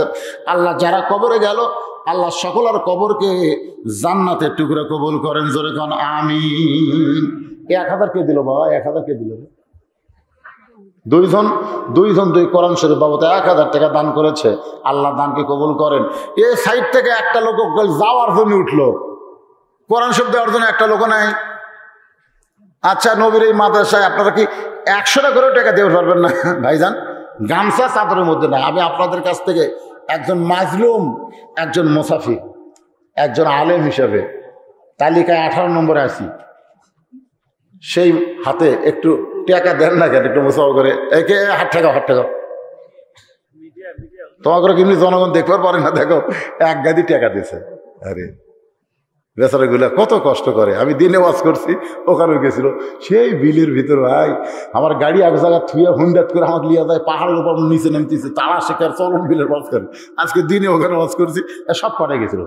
কিভাবে যায়, কত কষ্ট করে, কি খায় না খায়। 2 কিলো হেঁটে গেছে, আবার এখানে আইছে। তো মাশাআল্লাহ সে মিডিয়ার পক্ষ থেকে এরা না খেয়ে দেখেন, এরা খাওয়ার পারতো, এই টাকা হলে হোটেল খাওয়াতো, না খায় আল্লাহ নবীর মাদ্রাসায় দান করলো। আল্লাহ মিডিয়ার বরকত দিয়ে দাও, এরা যেন এই মিডিয়ার দ্বারা ইসলামকে, কোরআনকে জনগণের সামনে প্রচার করতে পারে। বেশি বেশি জোরে করো আমিন, আরো জোরে বলো আল্লাহুম্মা আমিন। আপনারা দিচ্ছেন সবাই, আপনারা সভাপতিটা যা আসলো সব দিচ্ছেন, হ্যাঁ দিচ্ছেন না দিবেন? এই সাইড থেকে একটা কোরআন শরীফ দেওয়ার লোক নাই? 500 টাকা দিবে, ওই যে টাকা ধরে আছে দেখছেন, হাইরে হাইরে দুটো ধরে আছে রে। আসলে তো বিপদ রে বারে। আচ্ছা 100 টাকা ধরে তো আমি চাইও বিপদ, আপনার তো উঠবেন না মনে হয়। আলহাজ হাফেজ আব্দুল মান্নান একজন হাফেজ সাহেব, আল্লাহর কোরআনের দাম বুঝে 2 কোরআন শরীফ বাবদ 1000 টাকা দান করেছে। আল্লাহ দান কবুল করেন। আল্লাহ হাফেজে কোরআন, আল্লাহ জান্নাতে যাবে, 4 সঙ্গে 10 জন জাহান্নামী মানুষকে আমার হাফেজ ভাইকে সুপারিশ করে জান্নাতে নিয়ে যাওয়ার তৌফিক দেন, জোরে কোন আমিন। আল্লাহ আরেকজন পাগল কোরআন বাবদ 500 টাকা দান করছে, আল্লাহ দানকে কবুল করেন। আল্লাহ নেক নিয়ত নেক আশা করে আল্লাহুম্মা আমিন, কবুল করো কবুল করো। মোদের কামনা দানকারীকে দিবেন জান্নাত, আল্লাহ নিরাশ করবেন না। দোয়া করদম দোয়া করদম বাদার গাহে এলাহি, হায়াত দৌলত এলমে দারাজি। একটু জিকির করেন লা ইলাহা ইল্লাল্লাহ, লা ইলাহা ইল্লাল্লাহ, লা ইলাহা ইল্লাল্লাহ, লা ইলাহা ইল্লাল্লাহ, লা ইলাহা ইল্লাল্লাহ। দেখেন কত টাকা আছে রে, 500 একজন একটা কোরআন শরীফ বাবদ দিছে, এখানে আর একটা 1000 মানে 2 কোরআন শরীফ দিছে, এখানে আরো অনেক টাকা দিছে আল্লাহ। এই যে 500 টাকা, অনেক টাকা আপনার ভিতর নিয়ে বসে আছেন, কিন্তু আসলে অজিত মোল্লা 500 টাকা দান করেছে কোরআন শরীফ। আরিফ মাস্টার 500 টাকা বাপ মার জন্য কোরআন শরীফ বাবদ। আলহাজ নূর হোসেন মোল্লা 1000 টাকা দান করেছে কোরআন শরীফ বাবদ। আল্লাহ দানকে কবুল করেন। আর যে 100 টাকা দান করছে আল্লাহ কবুল করেন, কবুল করো কবুল করো। মোদের কামনা দানকারীকে দিবেন জান্নাত, আল্লাহ নিরাশ করবেন না। সঙ্গে সঙ্গে ফেরেশতার দিকে হযরত আলী তাকায়, ফকিরের দিকে হযরত আলী তাকায় বলতেছে, তুমি তো আসলে ফকির না, বলো তুমি কে? সঙ্গে সঙ্গে ফকির বলতেছে, আমি হলাম আল্লাহর রহমতের ফেরেশতা। সুবহানাল্লাহ। কি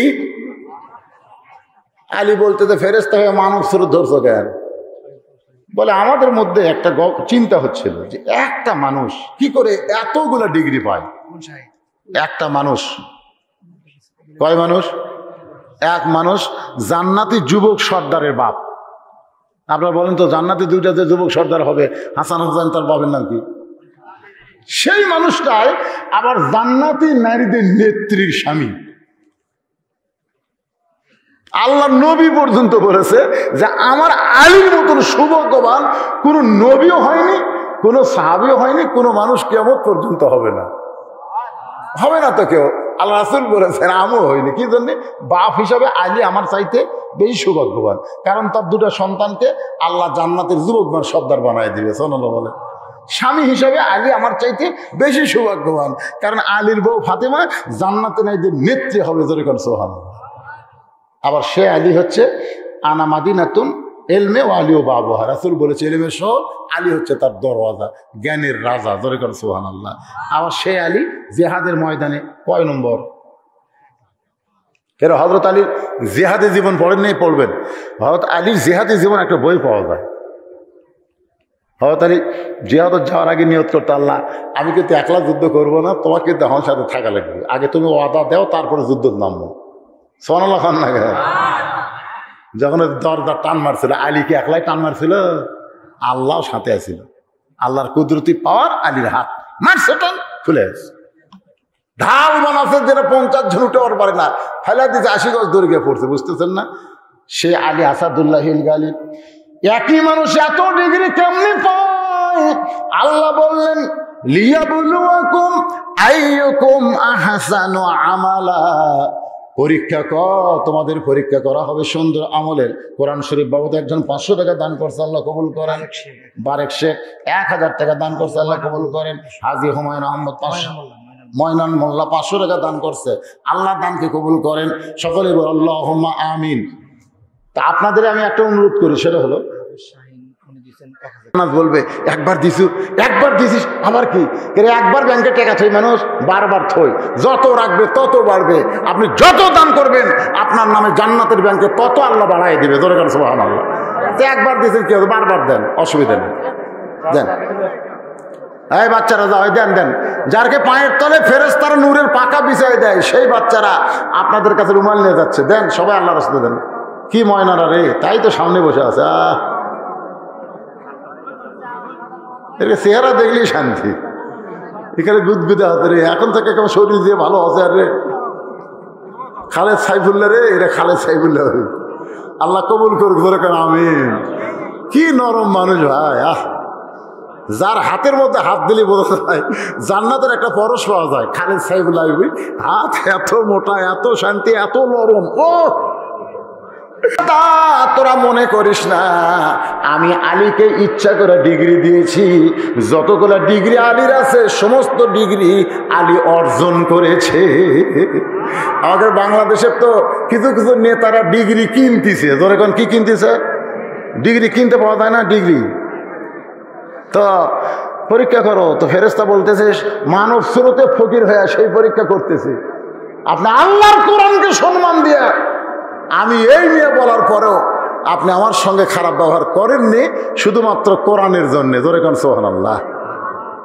আমি একটা রাস্তার ফকির হয়ে আপনার কান্দ চলবার চাচ্ছি, আপনি সাইলকে ফিরাবার পারেন নাই। কোরআনকে সম্মান দিয়ে আপনি আমার কান্দে লিছেন। আপনি দরজার কাছে আমাকে মাটির ফেলা দিতে পারতেন, কিন্তু ফেলা দেননি। আল্লাহর কোরআনকে সম্মান করে লান তানালুল বিররা হাত্তা তুনফিকু মিম্মা তুহিব্বুন, আপনার দামি চাদর বিছাই দিয়েছেন। আপনি আল্লাহর কোরআনকে সম্মান করে বাড়ির মধ্যে গিয়ে বউ পড়ে আছে, তারপরও কোরআনের স্বার্থে আপনি আল্লাহর কাছে নামাজ পড়ে 2 হাত তুলেছেন। আল্লাহর কোরআনকে দাম দিতে গিয়া নিজের সন্তানকে আপনি ফেলে দিচ্ছেন, দরজার ফকিরকে আপনি খাবার নিষে দিচ্ছেন শুধুমাত্র আল্লাহর কোরআনকে দাম দিতে গিয়া।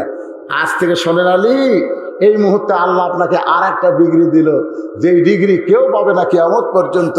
সেই ডিগ্রি হলো কাররামাল্লাহ ওয়াজহু, আল্লাহ আপনার চেহারাকে সম্মানিত করে দিল। ধরে কোন সুবহানাল্লাহ। যারা কোরআনকে সম্মান দেয় তাদের চেহারা আল্লাহ সম্মান করে দেয়। যুবকেরা শোনো, এই সামনে এই মাসেই মনে হয় ফুটবল খেলা, বিশ্বকাপ ফুটবল খেলা শুরু হবে, ঠিক না? হ্যাঁ, তোমাদেরকে বলতেছি বাবা, বিশ্বকাপে কিন্তু মুসলমান দেশও আছে না নাই? যেরকম আছে না নাই? তো মুসলমান দেশের পক্ষে হও। সৌদি আরব নাই? যেরকম সৌদি আরব নাই? ইরান নাই? তেলের পক্ষে হয়। বেড়া দিলে আর্জেন্টিনা কিরে, এই পাগলারা। আচ্ছা ঠিক আছে। আমবাড়িয়ার আলিবাড়ি সম্বলনা, আপনি যদি এখানে থাকেন অতি শীঘ্র বাড়িতে যান। আপনাকে বাড়িতে খোঁজ করতেছে, আপনার সম্বন্ধে উনি ইন্তেকাল করেছেন। ইন্না লিল্লাহি ওয়া ইন্না ইলাইহি রাজিউন। আস্তাগফিরুল্লাহ, সকলে পড়ে আস্তাগফিরুল্লাহ রাব্বি মিন কুল্লি জামবি ওয়া তুবু ইলাইহি লা হাওলা ওয়া লা কুওয়াতা ইল্লা বিল্লাহিল আলিয়্যিল আযীম। ভাইজান কিছু বলবেন? আপনি কিছুই বলবেন না? মনে করে দিলেন। আল্লাহুম্মা আমিন। আল্লাহুম্মা আনতাস সালাম ওয়া মিনকাস সালাম, তাবারাকতা ইয়া যাল জালালি ওয়াল ইকরাম। আয় আল্লাহ তাআলা, যোগ্য সভাপতির সভাপতিত্বে আজকে রাজাপুর মাদ্রাসায় জান্নাতের বাগান লেগেছিল। এই মোনাজাতের ভিতর দিয়া বাগানের সমাপ্ত হবে। 1 বছর পর আবার জান্নাতের বাগান লাগবে এই জায়গায়। হয়তো আমরা অনেকে থাকবো না, হতে পারে আজকের মাহফিল আমাদের জীবনের শেষ মাহফিল, হতে পারে আজকের মোনাজাত আমাদের জীবনের শেষ মোনাজাত। ও দরদি আল্লাহ, সেই মাগরিবের নামাজের পর থেকে রাত 12টা পার হয়ে গেল। এই দীর্ঘ সময় পর্যন্ত যত আলোচনা হয়েছে, এর মধ্যে যত ত্রুটি বিচ্যুতি মাফ করে হাদিয়া যা মঞ্জুর করো। সোনার মদিনায় নবী পাকের রওজা মোবারকে কবুল করে না। মদিনা মদিনা, কত সুন্দর নাম মদিনা। মদিনার মানুষটা কত সুন্দর। ইমানের হালে একবার যদি চাঁদ পড়া মুখখানা দেখতে পায়, তার জন্য আল্লাহ জাহান্নামের আগুন হারাম বানাবে। কত স্বপ্ন দেখেছি জীবনে, এমন একটা স্বপ্ন আমাদের দেখাও গো আল্লাহ, যেই স্বপ্নে নবীর সোনামুখ আমাদের কবুল হবে। তামাম আম্বিয়ায়ে কেরাম, আসহাবে কেরাম, উম্মাহাতুল মুমিনিন, শহীদ শহীদান, জান্নাতুল বাকি জান্নাতুল মাওয়া, এ রাজাপুর গোরস্থানে যত মুর্দা শুয়ে আছে আল্লাহ, সকলের কবরে সওয়াব পৌঁছায় দেয়। আল্লাহ আমরা যারা হাত তুলেছি, আমাদের জনম দুঃখনী মা, ছোট্ট একটা শব্দ মা, কিন্তু কি মধু নামের ভিতর।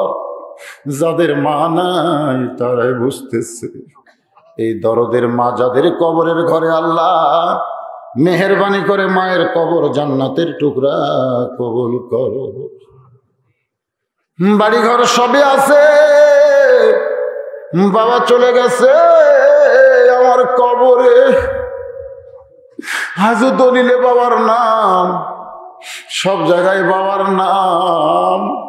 আমি কার ছেলে বাবার নাম, আমি সহ যারা বাবা হারাইতি। আল্লাহ বাবার কবরকে জান্নাতের টুকরা বানাও।